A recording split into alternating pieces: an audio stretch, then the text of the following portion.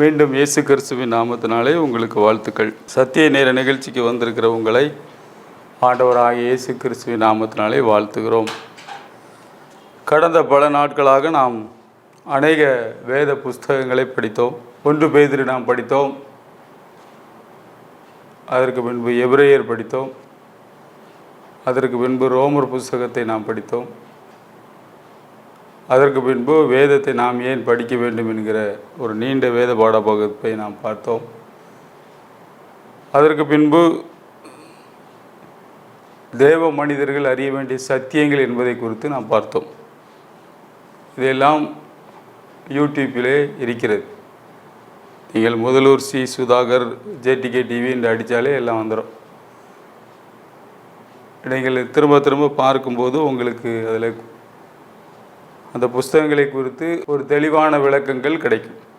இந்த நாளிலே நாம் 1 யோவானிலிருந்து படிக்க இருக்கிறோம். என்னோடு நீங்கள் உங்கள் வேதத்தை திருப்பி வைத்துக் கொள்ளுங்கள். முதல் 5 அதிகாரங்கள் நாம் ஒவ்வொரு அதிகாரமாக பார்க்க போகிறோம். இந்த யோவானின் 1 யோவான் நிருபமானது கிட்டத்தட்ட தன்னுடைய 90 வயதுக்கு அப்பால் யோவான் எழுதிய ஒரு நல்ல நிருபம். அவர் இன்ட்ரோடக்ஷனாக எழுதுகிறதை நாம் 1ஆம் வசனத்திலே பார்க்கிறோம். ஆதி முதல் இருந்ததும், நாங்கள் கேட்டதும், எங்கள் கண்களினால் கண்டதும், நாங்கள் நோக்கி பார்த்ததும், எங்கள் கைகளினால் தொட்டதுமாய் இருக்கிற ஜீவ வார்த்தை குறித்து உங்களுக்கு அறிவிக்கிறோம். அந்த ஜீவன் வெளிப்பட்டது, பிதாவினிடத்திலிருந்தும் எங்களுக்கும் வெளிப்பட்டதுமான நித்தியமாக இருக்கிற அந்த ஜீவனை நாங்கள் கண்டு அதை குறித்து சாட்சி கொடுத்து அதை உங்களுக்கு அறிவிக்கிறோம். ஜீவன் வெளிப்பட்டது, வேர்ட் ஆஃப் லைஃப். அதாவது அந்த ஜீவ வாழ்க்கையை நாங்கள் பார்த்தோம், தொட்டு பார்த்தோம், அதை குறித்து நாங்கள் எழுதுகிறோம். ஏனென்றால் 3ஆம் வசனத்திலே சொல்லுகிறார், நீங்களும் எங்களோடு ஐக்கியமுள்ளவர்களாகும்படி நாங்கள் கண்டும் கேட்டும் இருக்கிறதை உங்களுக்கு அறிவிக்கிறோம். எங்களுடைய ஐக்கியம் பிதாவோடும் அவருடைய குமாரனாகிய இயேசு கிறிஸ்துவோடும் இருக்கிறது. உங்கள் சந்தோஷம் நிறைவாயிருக்கும்படி இவைகளை உங்களுக்கு எழுதுகிறேன். அழகாக அவர் ஆரம்பிக்கிறார். எங்களுடைய ஐக்கியம் பிதாவோடும் அவருடைய குமாரனாகிய இயேசு கிறிஸ்துவோடும் இருக்குது. நீங்களும் இதே மாதிரி ஐக்கியமாகணும். அப்படி ஐக்கியமாகும்போது உங்களுடைய சந்தோஷம் நிறைவாகும் அப்படின்ட்டு அவர் எழுதுகிறார். இங்கே அவர் ஒவ்வொரு காரியமாக அநேக காரியங்களை எழுதினாலும் நான் இதிலே ஒரு காரியத்தை உங்களுக்கு எல்லா அதிகாரத்திலும் கொஞ்சம் கொஞ்சமாக விளக்க விரும்புகிறேன். அது என்னவெனில், தேவனுடைய குணாதிசயம். பிதாவானவர், குமாரன், பரிசுத்த ஆவியானவர் எப்படி இருக்கிறார், இதில் நம்முடைய செயல்பாடு என்ன என்பதை குறித்து நாம் இந்த நாளிலே படிக்க இருக்கிறோம். ரொம்ப இன்ட்ரெஸ்டான ஒரு ஸ்டடி. நம்முடைய வாழ்க்கையை அதிரடியாக மாற்றக்கூடியது. நம்முடைய வாழ்க்கையிலே வசனத்தின்படியாக நாம் வாழக்கூடிய ஒரு நல்ல கிருபையை இந்த வசனங்கள் நமக்கு தருகிறதாக இருக்கிறது. முதலாவது அவர் என்ன எழுத வருகிறார் என்று நாம் பார்ப்போம். 1ஆம் அதிகாரம் 5ஆம் வசனம். பேனா இருந்தால் அதை அண்டர்லைன் பண்ணிடுங்க. தேவன் ஒளியாய் இருக்கிறார். ஸோ தேவனை குறித்ததான அறிவு, இதுதான் நம்முடைய பாடத்தின தலைப்பு. ஃபஸ்ட்டு நமக்கு என்ன அறிவு வேணும் அப்படின்னா, காட் இஸ் லைட். அவரிடத்திலே எவ்வளவேனும் இருள் இல்லை. அப்போ காட் இஸ் லைட் அப்படிங்கிற ஒரு வெளிச்சம் நமக்குள்ளே வெளிச்சமாக வேண்டியிருக்கு. இது நாங்கள் அவரிடத்தில் கேட்டு உங்களுக்கு அறிவிக்கிற விசேஷமாக இருக்கிறது.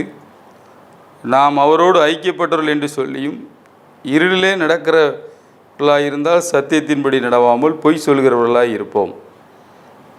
இப்போ என்ன சொல்லுகிறார் என்றால், இது நாங்கள் அவரிடத்தில் கேட்டு அப்படின்னா இயேசு கிறிஸ்துவிடம் அவர்கள் கேட்டு சொல்லுகிற ஒரு காரியம் என்கிறார். ஸோ தேவன் ஒளியாய் இருக்கிறார். God is light. இதில் நம்ம தெரிஞ்சுக்கிட வேண்டியது என்னென்னா, தேவன் பிதாவானவர் ஒளியாக இருக்கிறாருங்கிறது மாத்திரமல்ல, அங்கே பார்க்கிறோம் யோவான் எழுதின சுவிசேஷம் 1 அதிகாரம் 4வது வசனத்தில் இயேசு கிறிஸ்துவை பற்றியும் அப்படி எழுதப்பட்டிருக்கிறதை நாம் பார்க்கிறோம். அவருக்குள் ஜீவன் இருந்தது, அந்த ஜீவன் மனுஷருக்கு ஒளியாக இருந்தது. அந்த ஒளி இருளிலே பிரகாசிக்கிறது, இருளானது அதை பற்றி கொள்ளவில்லை. அப்போ ரொம்ப தெளிவாக யோவானில் அவர் எழுதி கொண்டு வருகிறார். 9ஆம் வசனத்தில், உலகத்திலே வந்து எந்த மனிதனையும் பிரகாசிப்பிக்கிற ஒளியே அந்த மெய்யான ஒளி. So God is lights. பிதாவானவர் வெளிச்சமாக இருக்கிறார், ஒளியாக இருக்கிறார். குமாரன் வெளிச்சமாக இருக்கிறார். இதில் நமக்கு மாற்று கருத்துக்கு இடையே. அதே போல் ஆவியானவர் 2 கொரிந்தியர் 4ஆம் அதிகாரம் 4ஆம் வசனத்தை நம்ம படிப்போம் என்றால், தேவ சாயலாயிருக்கிற கிறிஸ்துவின் மகிமையான சுவிசேஷத்தின் ஒளி அவிசுவாசிகளாகி அவர்களுக்கு பிரகாசமாயிராதபடிக்கு இப்பிரபஞ்சத்தின் தேவனானவன் அவளுடைய மனதை குருடாக்கினான். நாங்கள் எங்களையே பிரசங்கியாமல் கிறிஸ்து இயேசுவை கர்த்தர் என்றும், எங்களையோ இயேசு நிமித்தம் உங்கள் ஊழியக்காரர் என்றும் பிரசங்கிக்கிறோம்.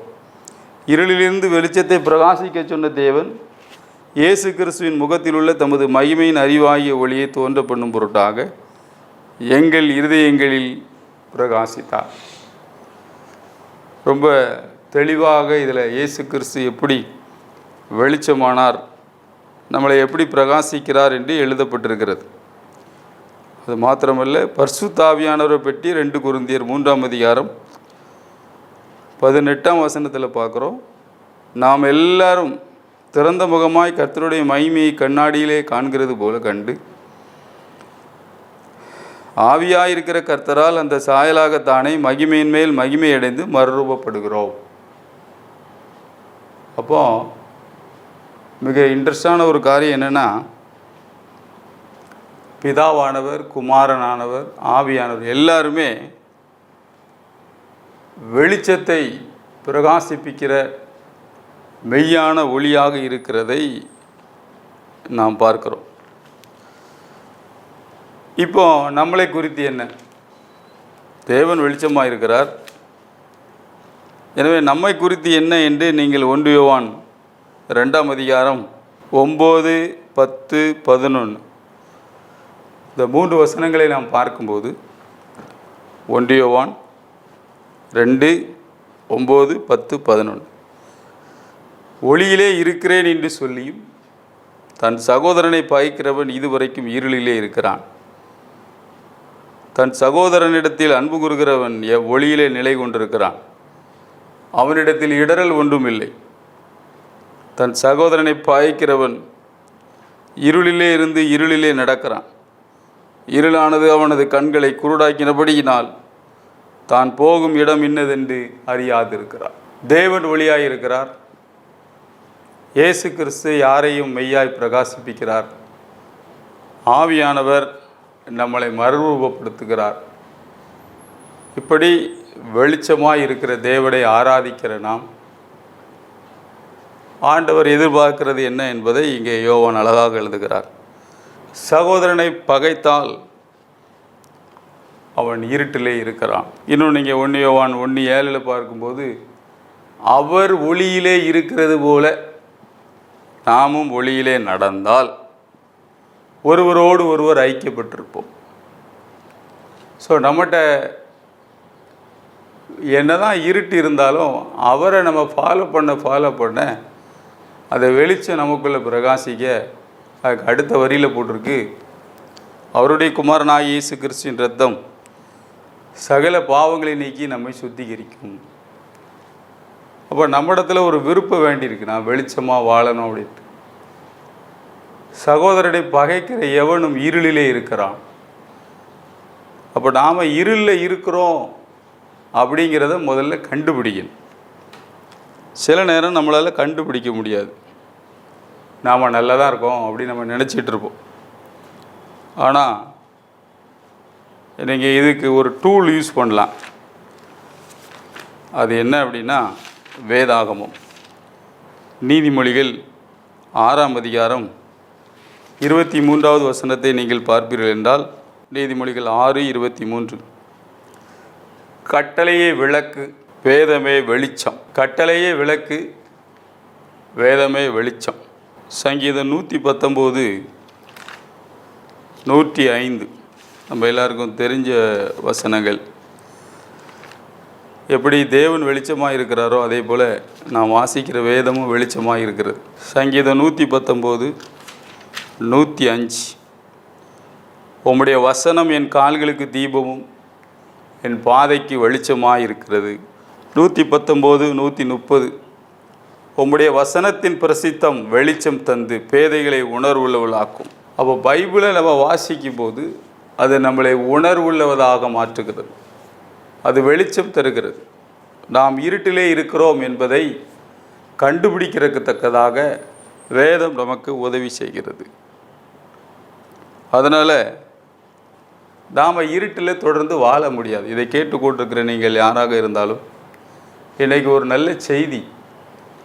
நீங்கள் யாரையாவது பகைத்து கொண்டிருந்தால் அல்லது வைராக்கியம் பாராட்டி கொண்டிருந்தால் இந்த நேரத்தில் ஆவியானவர் உங்களோடு இடைப்படுகிறார். நீங்கள் என்ன காரியம் செய்திருந்தாலும் அதை நீங்கள் ஆண்டவர் சமூகத்தில் வந்து அறிக்கை பண்ணும்போது, அடுத்த 2 வசனங்கள் அதான் போட்டிருக்கு. நமக்கு பாவம் இல்லை என்போமானால் 1 யோவான் 1:8-9 போட்டிருக்கு. நாம் நம்மை நாமே வஞ்சிக்கிறவர்களாகியிருப்போம், சத்தியம் நமக்குள் இராது. நம்முடைய பாவங்களை நாம் அறிக்கையிட்டால் பாவங்களை மன்னித்து நமக்கு எல்லா அநியாயத்தையும் நீக்கி நம்மை சுத்திகரிப்பதற்கு அவர் உண்மையும் நீதியும் உள்ளவராயிருக்கிறார். அப்போ இந்த வெளிச்சமாக இருக்கிற அந்த கேரக்டரில் நம்ம கரெக்ட் ஆகும்போது ஆண்டவருடைய அடுத்த கேரக்டர் காட் இஸ் ஃபெய்த்ஃபுல், அது நமக்கு வேலை பார்க்குது. அவர் உண்மையுள்ளவராக இருக்கிறார். எப்படி என்றால், ஏட்ட கொஞ்சம் இருட்டு இருக்குது அப்படின்ட்டு எனக்கு தெரிய ஆரம்பிக்கும் போது நாம் தேவ சமூகத்தில் அதை உடனடியாக ஆண்டவரே என்று சொல்லி நாம் அதை அறிக்கை செய்து விடும்போது ஆண்டவர் நம்முடைய பாவங்களை மன்னிப்பதற்கு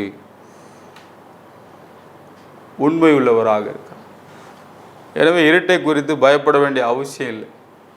இருள் என்று சொல்லும்போது பாவமாக இருக்கலாம், அல்லது ஒரு பகையாக இருக்கலாம், சில நேரம் சில வியாதியாக கூட இருக்கலாம். ஆனால் நீங்கள் பேச வேண்டும். இருட்டிலே பேசும்போது வெளிச்சம் உண்டாகும். நம்ம எல்லாருக்கும் தெரியும், ஆதியிலே ஆண்டவர் வானத்தையும் பூமியும் படைத்த போது அங்கே இருள் இருந்தது. எனவே ஆண்டவர் வெளிச்சம் உண்டாக்குறது பேசினார். அப்போ இருட்டான இடத்துல நம்ம பேச பழக வேண்டும். நம்முடைய வாழ்க்கையில் மாத்திரமில்லை, பிறருடைய வாழ்க்கையிலும் நாம் அவர்களுக்கு சுட்டி காட்டி சொல்லும்போது அங்கே வெளிச்சம் உண்டாகிறது. இந்த 1ஆம் அதிகாரம் முழுவதிலும் நாம் அதைத்தான் படிக்கிறோம். நமக்கு ஆதியிலே அப்படி இல்லை. நம்மிடத்தில் இருட்டு கிடையாது. வியாதியோ தரித்திரமோ அல்லது பிரச்சனையோ எல்லாம் அதற்கு பின்னாக வந்தது தான். எனவே வெளிச்சம் உண்டாக கடவுது என்று எப்படி தேவன் பேசினார், அதே போல் நாம் பேச அழைக்கப்படுகிறோம். நம்முடைய வாழ்க்கையிலே தேவன் ஒளியாய் இருக்கிறார். God is light. இயேசு கிறிஸ்து வெளிச்சமாக அதை நமக்கு தருகிறார். ஆவியானவர் நமக்குள்ளே இருந்து வெளிச்சத்தை உண்டாக்குகிறார். நாம் இந்த உலகத்திற்கு வெளிச்சமாக இருக்க அழைக்கப்பட்டிருக்கிறோம். இந்த வேதம் நமக்கு வெளிச்சம் தரக்கூடியதாக இருக்கிறது. இதை குறித்து பேதுரு இன்னும் அழகாக எழுதுகிறார். 2 பேதுரு 1ஆம் அதிகாரம் 19வது வசனம். அதிக உறுதியான தீர்க்க தரிசன வசனமும் நமக்கு உண்டு. பொழுது விடிந்து விடிவெள்ளி உங்கள் இருதயங்களில் உதிக்கும் அளவும் இருளுள்ள ஸ்தலத்தில் பிரகாசிக்கிற விளக்கை போன்று அந்த வசனத்தை கவனித்திருப்பது நலமாயிருக்கும்.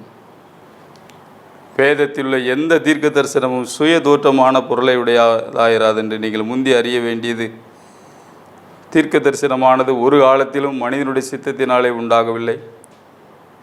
தேவனுடைய பரிசுத்த மனிதர்கள் பரிசுத்த ஆவியினாலே ஏவப்பட்டு பேசினார்கள். அதில் அழகாக போட்டிருக்கு, இருளுள்ள ஸ்தலத்தில் பிரகாசிக்கிற விளக்கை போன்ற அந்த வசனத்தை கவனித்திருப்பது நலமாயிருக்கும். ஸோ நம்முடைய வாழ்க்கையில் வெளிச்சத்தின் மேல் வெளிச்சம், கிருபையின் மேல் கிருபை, பலத்தின் மேல் பலனடைய ஆண்டவர் விரும்புகிறார். அதற்கு ஒரே வழி, இந்த திருவசனத்தை திரும்ப திரும்ப நாம் வாசிப்பது மாத்திரமல்ல, பல கோணங்களிலே அதை ஆராய்ந்து பார்ப்பது, ஆவியானவர் ஒத்தியாசையோடு அதை படிப்பது, இப்படியெல்லாம் செய்யும்போது அதனுடைய வாழ்க்கையிலே வெளிச்சத்தை உண்டாக்குகிறது. ஒரு இடத்துல இருட்டு இருக்கும்போது நம்ம ஒரு லைட்டை போட்டோம்னா அந்த இருட்டு எங்கே போகுதுன்னே தெரியாது. அதே போல் வேதத்தை எடுத்து படிக்க படிக்க நமக்குள்ளே அது ஒரு வெளிச்சத்தை உண்டாக்கும். இருளான காரியங்கள் முற்றிலுமாக அகன்று போகும். ஏனென்றால் நாம் ஆராதிக்கிற ஆண்டவர் அவர் வெளிச்சமாக இருக்கிறார், ஒளியாக இருக்கிறார். தேவன் ஒளியாக இருக்கிறார். அவரில் எவ்வளவேனும் இருள் இல்லை. ஏன்னா நம்ம இடத்துலையும் இருட்டு இருக்க முடியாது. பகை என்ற இருட்டு இருக்க முடியாது, வியாதி என்ற இருட்டு இருக்க முடியாது, தரித்திரம் என்ற இருட்டு இருக்க முடியாது. ஏன்னா நீங்கள் சொல்லப்போனால் எந்த காரியம் நம்ம இடத்துல பெர்மனண்டாக இருக்க முடியாது. ஏனென்றால் ஆதியிலே அப்படி இல்லை. அவர் வெளிச்சம் உண்டாக கிடவுது என்று சொன்னபோது வெளிச்சம் உண்டாயிற்று. இதை பார்த்து கொண்டிருக்கிற உங்களுக்கு அப்படிப்பட்ட வெளிச்சம் உண்டாகும்படி இயேசுவின் நாமத்தினாலே பேசுகிறோம். திரும்ப ரெண்டாவது ஒரு காட்ஸ் கேரக்டர் அங்கே என்ன படிக்கிறோம் அப்படின்னா, அதே 1ஆம் அதிகாரத்தில் 9வது வசனத்தில் நம்ம பார்க்கும்போது தேவன் உண்மையுள்ளவர் அப்படின்னு நம்ம படிக்கிறோம். 1 யோவான் 1:9. நம்மை சுத்திகரிப்பதற்கு அவர் உண்மையும் நீதியும் உள்ளவராயிருக்கிறார். ரெண்டாவது ஒரு கேரக்டர், காட் இஸ் ஃபெய்த்ஃபுல். அவர் இன்றும் அவர் உண்மையுள்ளவராக இருக்கிறார். இந்த ஒரு சத்தியத்தை நாம் படிக்கும்போது நம்முடைய வாழ்க்கையில் பெரிய மாற்றங்கள் வருகிறது. எபிரேயர் 11ஆம் அதிகாரம் 11வது வசனம் நீங்கள் படித்து பார்த்திருப்பீங்க என்றால், ஹீப்ரு 11:11, விசுவாசத்தினாலே சாராலும் வாக்குத்தத்தம் பண்ணினவர் உண்மையுள்ளவர் என்று எண்ணி கற்பந்தரிக்க பலனடைந்து வயது சென்றவளாயிருந்தும் பிள்ளை பெற்றாள். சாராளுக்கு இருந்த ஒரே கான்செப்டு, காட் இஸ் ஃபெய்த்ஃபுல். தேவன் உண்மையுள்ளவர். அவர் முற்றிலுமாக அதை பிடித்து கொண்டாள். அவர் ஒன்று சொன்னார்னா அதை செய்வார். வார்த்தையில் உண்மையுள்ளவர். அதிலே நின்றுட்டார். அவருடைய விளைவு, அவள் முதிர் வயதிலே குழந்தையை பெற்றெடுத்தாள் என்று பார்க்கிறோம். தேவன் உண்மையுள்ளவராக இருக்கிறார். அவருடைய வார்த்தை உண்மை உள்ளது. நீயோ உன் பிள்ளைகளின் பிள்ளைகளை காண்பாய், உன் பிள்ளைகளின் சமாதானம் பெரிதாயிருக்கும் என்று சொல்லி இருக்கிறார். எனவே அந்த வார்த்தையிலே, ஆண்டவரே நீர் சொல்லி இருக்கிறீரே, நீர் உண்மையுள்ளவர் என்று அதிலே நிற்க நாம் பழக வேண்டும். அநேக இடங்களிலே இந்த வசனங்களை நீங்கள் பார்க்கலாம். 1 தெசலோனிக்கேயர் 5ஆம் அதிகாரம் 23வது வசனம். 1 தெசலோனிக்கேயர் 5:23. சமாதானத்தின் தேவன் தாமே உங்களை முற்றிலும் பரிசுத்தமாக்குவாராக. உங்கள் ஆவி, ஆத்துமா, சரீரம் முழுவதும் நம்முடைய கர்த்தராகிய இயேசு கிறிஸ்து வரும்போது குற்றமற்றதாக இருக்கும்படி காக்கப்படுவதாக. உங்களை அழைக்கிறவர் உண்மையுள்ளவர், அவர் அப்படியே செய்வார். உங்களை அழைக்கிறவர் உண்மையுள்ளவர், அவர் அப்படியே செய்வார். ஸோ திரும்ப திரும்ப நம்ம மைண்டில் காட் இஸ் ஃபெய்த்ஃபுல், அவர் உண்மையுள்ளவர். இன்னும் நீங்கள் பார்த்தீங்கன்னா எபிரேயர் 10ஆம் அதிகாரம் 23வது வசனத்தை பார்க்கும்போது, எபிரேயர் 10:23, அல்லாமலும் நம்முடைய நம்பிக்கையை அறிக்கையிடுவதில் அசைவில்லாமல் உறுதியாக இருக்க கடவோம். வாக்கு தத்தம் பண்ணினவர் உண்மையுள்ளவர். ஆண்டவர் ஒன்று சொல்லிட்டார் அப்படின்னா அது உண்மையுள்ளவராக இருக்கார். எத்தனை ஆண்டு கழித்து அதை செய்கிறதில் அவர் உண்மையுள்ளவராக இருக்கு. ஆபிரகாமோடு ஒரு உடன்படிக்கை பண்ணார்.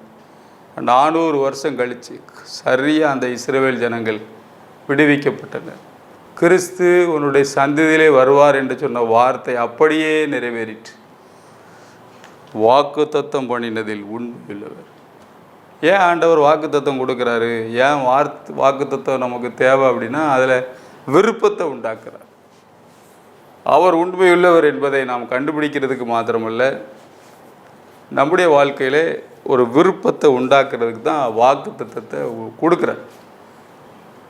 அதை நம்ம நம்பும்போது நமக்குள்ளே விசுவாசம் வருகிறது. ஸோ விருப்பம், விசுவாசம், அதை நம்ம பேசும்போது அது நடக்கிறது. தேவன் உண்மையுள்ளவர் என்பதை நாம் பார்க்கிறோம். இயேசு கிறிஸ்துவும் உண்மையுள்ளவர் எபிரேய ஆக்கியன் சொல்கிறார்.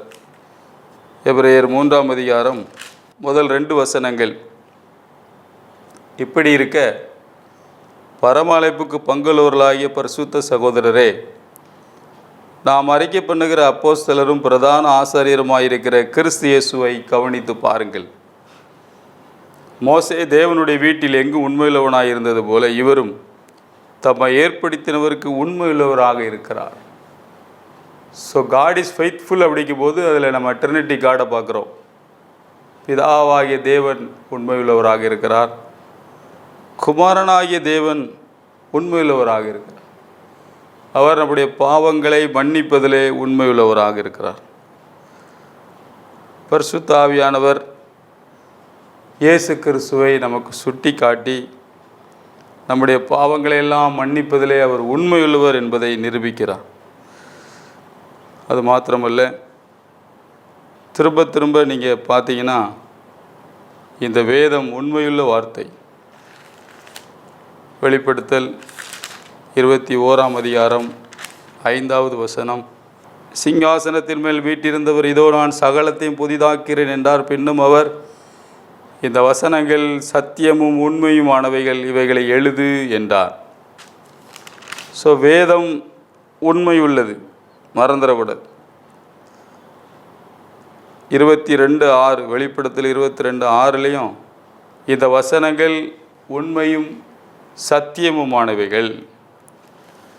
ஸோ உண்மையான வசனம் இது. சங்கீதம் 119 160 படிக்கிறோம், அது வசனம் அமூலமும் சத்தியம் அப்படின்னு போட்டு. அப்போது பைபிள் வாசிக்கும்போது இங்கே முந்தின பாயிண்டில் பார்த்தா அது வெளிச்சத்தை தருகிறது. 2வது படிக்கிறோம், பைபிள் நம்மளை உண்மையுள்ளவர்களாக மாற்றுகிறது மாத்திரமல்ல, தேவர் உண்மையுள்ளவர் என்பதை, அந்த விசுவாசத்தை நமக்கு தரக்கூடியதாக இருக்கிறது. ஸோ இந்த பைபிளில் ஒன்று போட்டிருக்கு அப்படின்னா அதில் உண்மை, அது நடக்கும். தழும்புகளால் குணமானீர்கள், அது வார்த்தை உண்மை, அது எனக்கு நடக்கும். என்னை அவர் நேசிக்கிறார், சொந்த குமாரனையே கொடுத்தவர் மற்ற எல்லாவற்றையும் கொடாதிருப்பது எப்படி? அப்போ என்னுடைய பிரச்சனைகளெல்லாம் போக்குவதிலே அவர் உண்மையுள்ளவராக இருக்கிறார். உச்சகட்டமாக நம்ம உண்மை இல்லாமல் இருந்தால் கூட அவர் உண்மை உள்ளவராக இருக்கிறார். அந்த வசனத்தை நம்ம படிக்கலாம். 2 தீமோத்தேயு 2ஆம் அதிகாரம் 13வது வசனம். 2 தீமோத்தேயு 2ஆம் அதிகாரம் 13வது வசனம். நாம் உண்மையில்லாதவர்களாய் இருந்தாலும் அவர் உண்மையுள்ளவராய் இருக்கிறார்.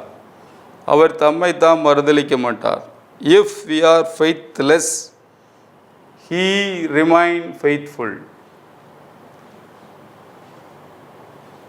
உண்மையுள்ளவர், அவர் ஒரு நாள் என்ன செய்ய மாட்டார் அப்படின்னா தம்மை தாமே மறுதலிக்க மாட்டார். பிரியமானவர்களே, 2 விதமான கேரக்டரை நம்ம படித்திருக்கிறோம். ஒன்று காட் இஸ் லைட், ரெண்டாவது காட் இஸ் ஃபெய்த்ஃபுல். தேவன் உண்மையுள்ளவராக இருக்கிறார். இதை சாரால் திரும்ப திரும்ப மனசில் எண்ணினால், மைண்ட் ரினிவல் ஆயிட்டு, அவள் கற்பம் தரிக்க பலன் அடைந்தாள். ஸோ தேவனுடைய வார்த்தை உண்மை, தேவன் உண்மை உள்ளவர், கிறிஸ்து உண்மை உள்ளவர், ஆவியானவர் இதை நமக்குள்ளே செயலாற்றுகிறார் என்கிற இந்த சத்தியம் நமக்குள்ளே கொழுந்து விட்டு எரியட்டும். எனவே நம்முடைய வியாதியை போக்குவதிலே அவர் உண்மையுள்ளவராக இருக்கிறார். பலவீனங்களை நீக்குவதிலே, அதிலே பலன் தருவதிலே உண்மையுள்ளவராக இருக்கிறார். நம்மளை நடத்துவதிலே அவர் உண்மையுள்ளவராக இருக்கிறார். ஒருவேளை நாம் உண்மை இல்லாமல் இருந்தால் கூட அவர் உண்மையுள்ளவராக இருக்கிறார். இந்த நல்ல ஆண்டவரை நாம் நன்றியோடு துதிப்போமா? கண்களை மூடி, நல்ல பிதாவே உமக்கு தோத்திரையா, நீர் ஒளியாயிருக்கிறீர், உண்மையுள்ளவராக இருக்கிறீர். ஆண்டவரே, எங்கள் வாழ்க்கையிலே கர்த்தாவே, நாங்கள் இந்த சத்தியங்களை உள்வாங்கத்தக்கதாக இந்த நாளிலே உதவி செய்தீரே, அதற்காக ஸ்தோத்திரம். கேட்டுக்கொண்டிருக்கிற எல்லாரையும் நாங்கள் ஆசீர்வதிக்கிறோம். வெளிச்சம் அவர்களுக்குள்ளே உண்டாகட்டும். இயேசுவின் நாமத்தினாலே எல்லா வியாதிகளும் மறைந்து போகட்டும். ஆண்டவரே, நீர் உண்மையுள்ளவர் என்பதை திரும்ப திரும்ப அவர்கள் மனது வேதத்திலிருந்து கண்டுபிடித்து அவங்க மனது புதிதாகும்படி நாங்கள் ஜெபிக்கிறோம். எல்லாரையும் ஆசீர்வதிக்கிறோம். இயேசு நிமித்த வேண்டுகிறோம் நல்ல பிதாவே. ஆமேன், ஆமேன். Thank you. God bless you.